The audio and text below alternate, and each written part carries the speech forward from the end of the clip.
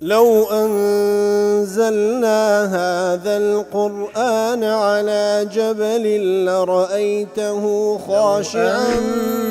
أنزلنا هذا القرآن على جبل لرأيته خاشعا أنزلنا هذا القرآن على جبل لرأيته خاشعا متصدعا من خشية وتلك الأمثال نضربها للناس لعلهم يتفكرون.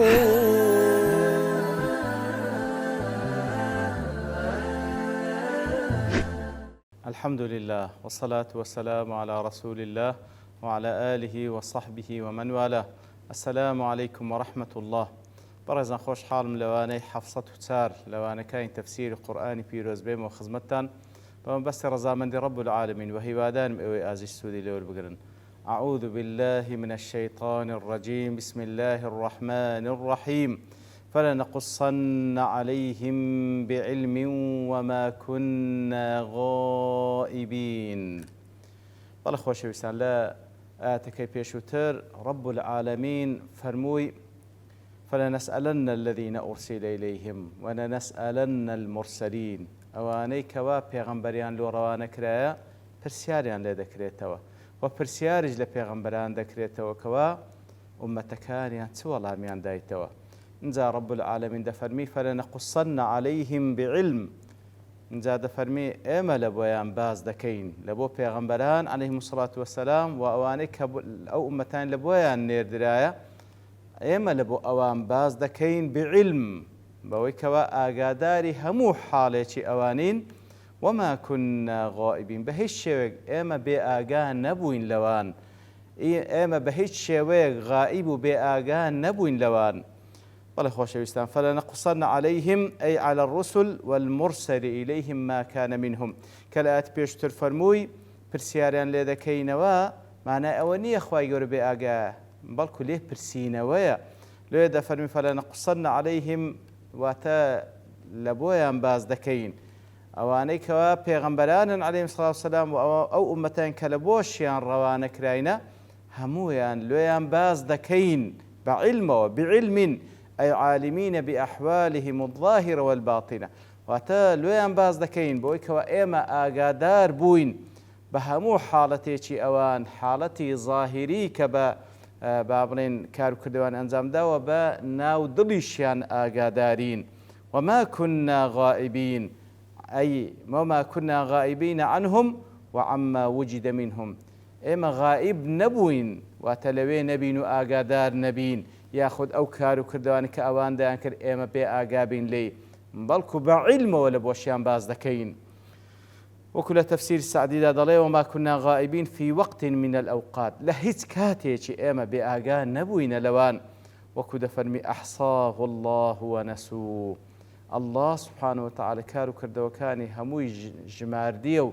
هموي باراستي لا خوي بلام أوانا كوالبيري دكان وهروا كتفن ولقد خلقنا فوقكم 7 طرائق وما كنا عن الخلق غافلين. حفت آسمان من لسروين قو دروس كرديا بهيج شويك بآقان نبوين لمخلوقات كان.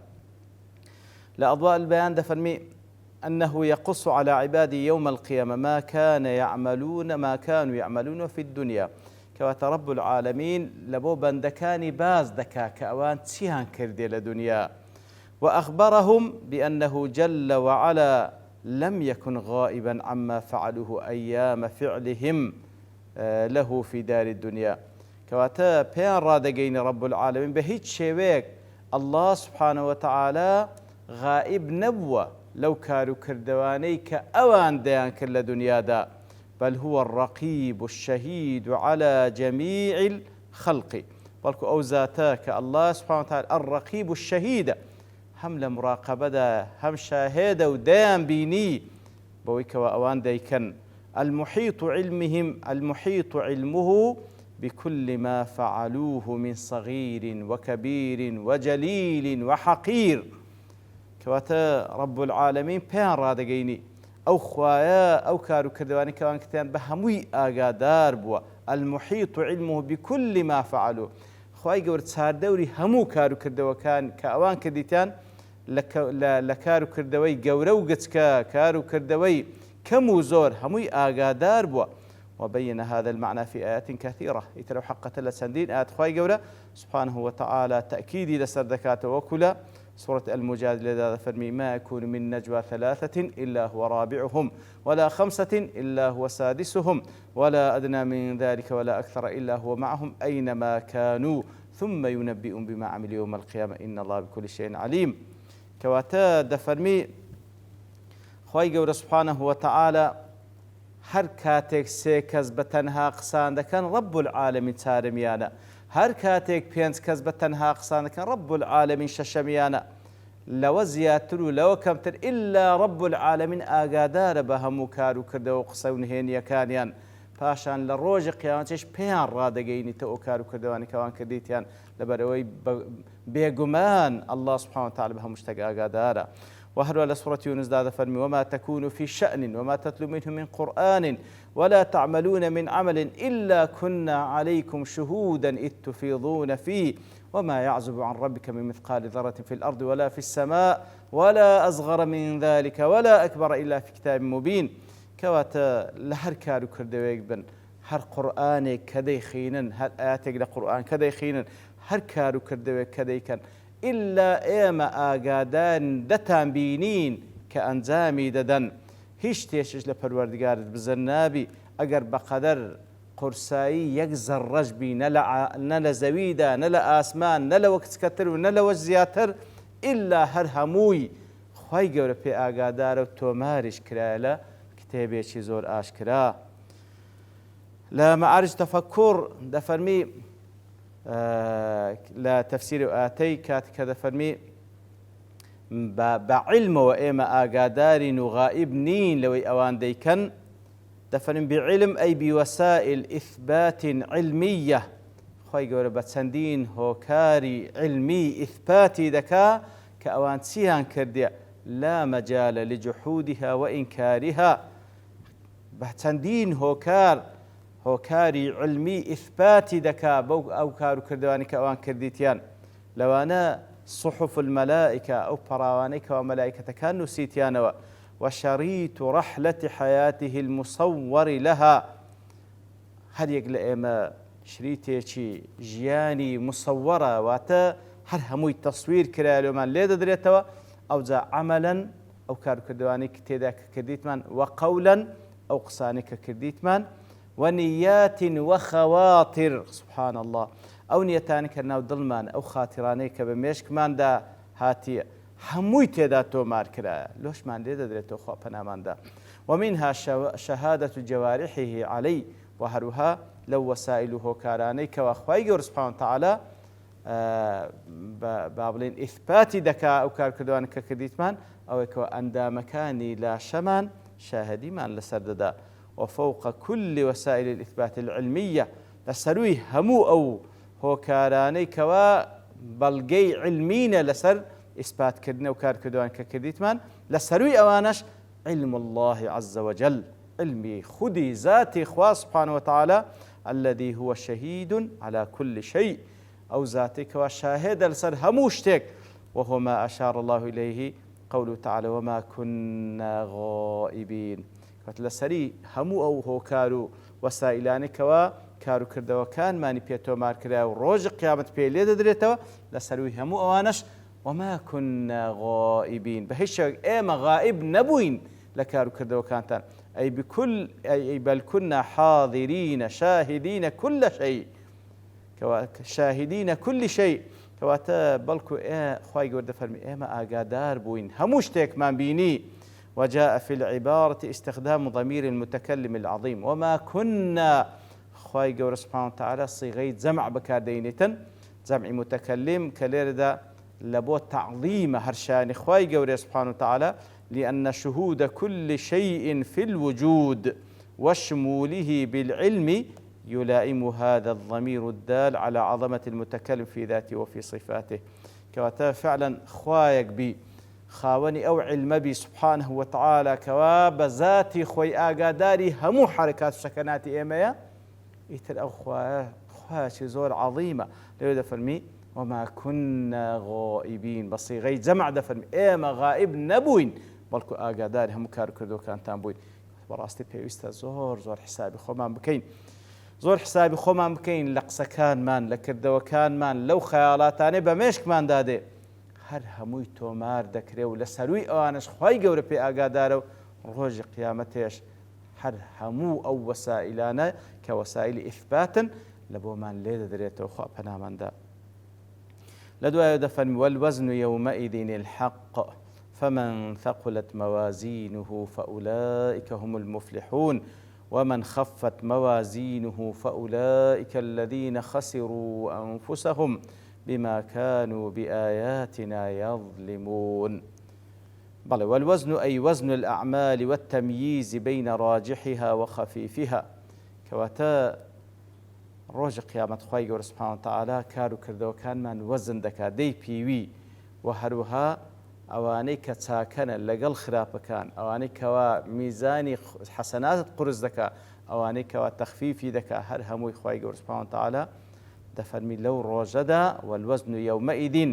لەو ڕۆژەدا کەوا یەسئەل الله الأمم ورسولهم لەو ڕۆژە کە خوای گەورە پرسیار لە ئومەتەکان و لە پێغەمبەران دەکاتەوە خوای گەورە میزان و تەرازوو دادەنێ ئەو میزان تەرازوەش والوزن يومئذ الحق میزان و تەرازووی بە حەق و عەدالەت دادەنێ فمن ثقلت موازینه هەر کەسێک حەسەناتەکان و با بڵێن تای تەرازووی با بڵێن حەسەناتەکان و ساکەکانی قورستر بوو فأولئك هم المفلحون هەر ئەوانن سەرفرازن ئەی الناجون من السەخط والعذاب ئەوانن کەوا نەجاتیان دەبی لە عەزابی خوای گەورە و لە تووڕەیی خوای گەورە الناجون من كل المەکروه کەواتە ئەوانە کەوا نەجاتیان دەبی لە هەموو شتێکی ناخۆش المدركون للمحبوب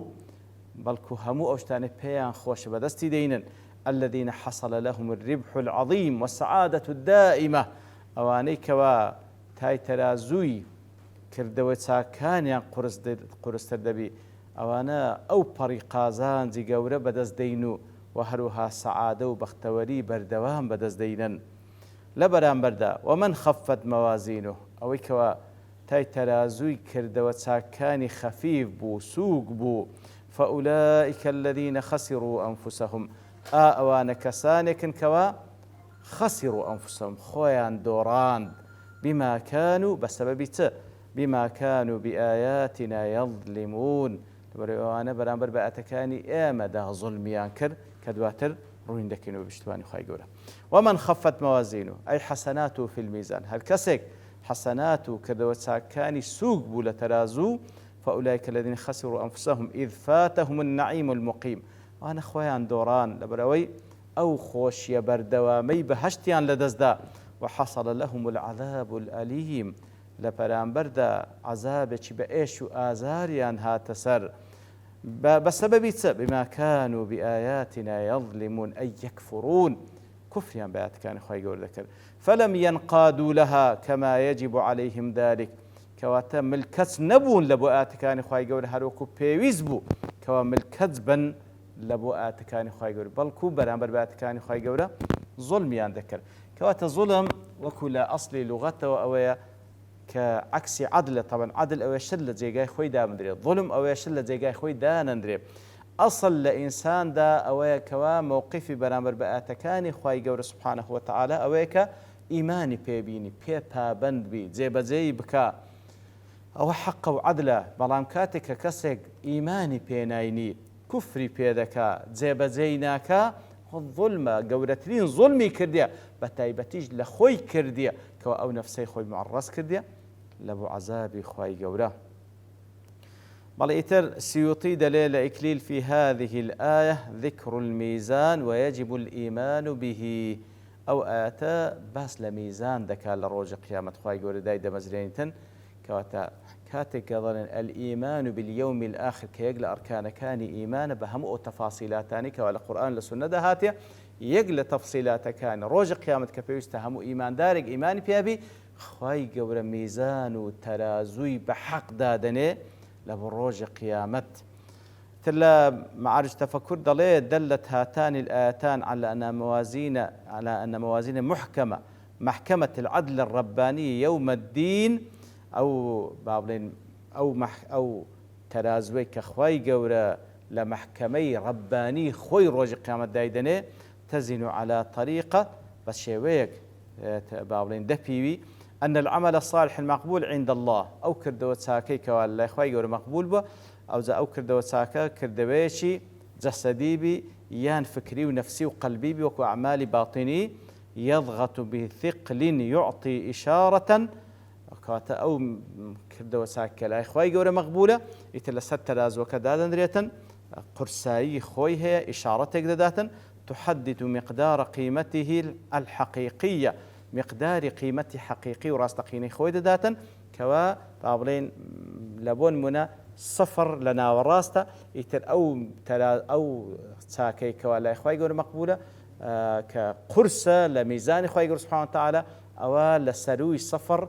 خوي قور أرقام داته. أما العمل السيء برام كردوي خراب فهو بعكس العمل الصالح، كردوي خراب عكس أويا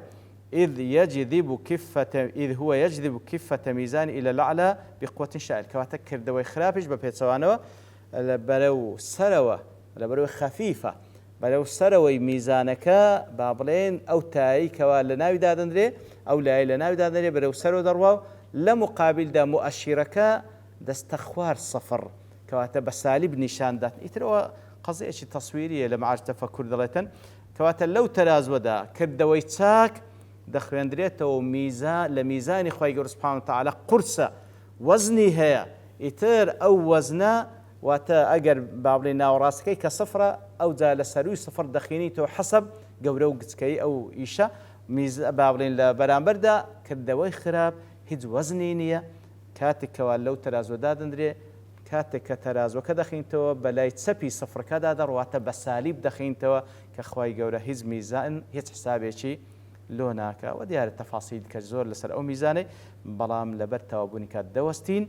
بشتوان رب العالمين لواني داهاتو دينا وخدمتي وباسي دكين. وصلى الله وسلم على نبينا محمد وعلى آله وصحبه أجمعين وآخر دعوانا الحمد لله رب العالمين. لو أنزلنا هذا القرآن على جبل لرأيته خاشعا